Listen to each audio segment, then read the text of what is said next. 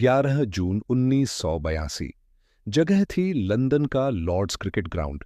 भारत और इंग्लैंड के बीच test match. Kapil Dev, Sunil Gavaskar जैसे लेजेंड्स।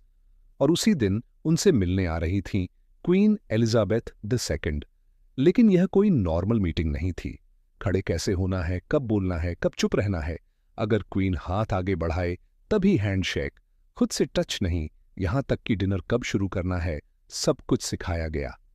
यही प्रोटोकॉल 2019 में विराट कोहली को भी मिला। अब सवाल ये है, आज की दुनिया में जहां राजा महाराजा खत्म हो चुके हैं, तो ये फैमिली आज भी इतनी पावरफुल क्यों है? आज हालात ऐसे हैं कि प्रधानमंत्री भी इस फैमिली के सामने झुकता है, लेकिन उनकी जनता उन्हें हेट करती है। स्कैंडल्स, टैक्स मनी, प्रिविलेज, यहां तक कि अंडे तक फेंके गए हैं इस फैमिली पर। तो फिर सवाल ये है, अगर लोग इन्हें पसंद नहीं करते, तो ये आज भी इतने रेलेवेंट कैसे हैं? क्या यह सच में सम्मान है या सिर्फ एक PR game? Distraction strategy explained. अब यहां आता है असली खेल। 2017 में यूके में NHS हेल्थ क्राइसिस चल रहा था। हॉस्पिटल्स में पैसा नहीं, लोग मर रहे थे, हजारों लोग सड़कों पर प्रोटेस्ट कर रहे थे।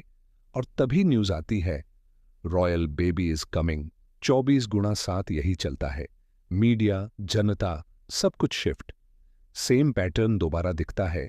कोविड के टाइम पार्टी गेट स्कैंडल, जब आम लोग अपनों के फ्यूनरल तक नहीं जा पा रहे थे, पीएम की पार्टीज चल रही थीं। और तभी क्वीन एलिजाबेथ II की डेथ। 4 महीने तक सिर्फ फ्यूनरल, ट्रिब्यूट्स, कवरेज, स्कैंडल गायब। कोइंसिडेंस? नहीं। प्री प्लान्ड ऑपरेशंस क्वीन की डेथ के लिए 1960 में ही प्लान बन चुका था। Operation London Bridge. क्या हेडलाइन होगी, एंकर क्या पहनेगा, कौन सी स्पीच जाएगी, सब तय। Prince Philip, operation Forth Bridge. King Charles, operation Menai Bridge, मतलब हर बड़े मेंबर की readymade distraction pipeline. Royal weddings and taxpayer money.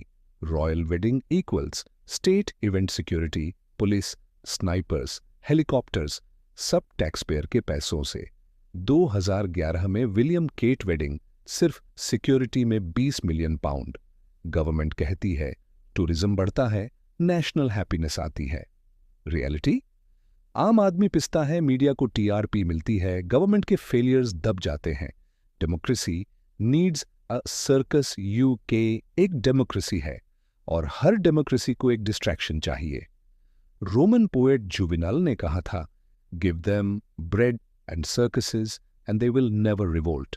UK में यह सर्कस है। ब्रिटिश रॉयल फैमिली, ना लॉ मेकिंग पावर, ना पॉलिटिकल पावर, फिर भी relevance, because system needs them. Commonwealth and modern colonisation. British empire ने दुनिया की 1/4 जमीन पर राज किया। लूट, फैमिन्स, मैसेकर्स। जब कॉलोनीज आजाद होने लगीं तो स्ट्रैटेजी बदली गई। 1948 कॉमनवेल्थ डिक्लेरेशन। आज 56 कंट्रीज, 15 कंट्रीज कॉन्स्टिट्यूशनली क्राउन को हेड ऑफ स्टेट मानती हैं। 41 सिंबॉलिकली। पॉलिटिकल फ्रीडम आसान है, लेकिन इकोनॉमिक फ्रीडम नहीं। बारबेडोस ने 2021 में क्राउन हटाया। 2 साल में IMF loan, conditions, inflation. Australia ने रेफरेंडम में खुद मना कर दिया क्योंकि ट्रेड, डिफेंस, US-UK टाइज। यह कॉलोनाइजेशन का नया वर्जन है, सॉफ्ट पावर से। Hate watch phenomenon. अब सबसे इंटरेस्टिंग पार्ट, यूके में monarchy support 1985, 85%। 2024 54% young generation monarchy हटाना चाहती है। लेकिन सबसे ज्यादा कवरेज किसे मिलता है? प्रिंस हैरी प्लस मेगन बराबर 57% मीडिया कवरेज, जबकि सबसे ज्यादा हेट भी इन्हीं को। इसको कहते हैं रॉयल हेट वॉच फेनोमेनन। लोग कहते हैं वी हेट देम, लेकिन हर न्यूज क्लिक करते हैं। नफरत भी उन्हें जिंदा रखती है। Conclusion, why they still survive.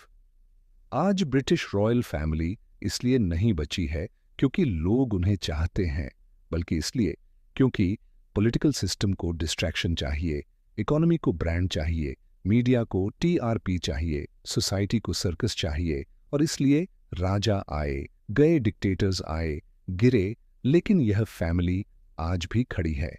Not because people love them, but because the system needs them.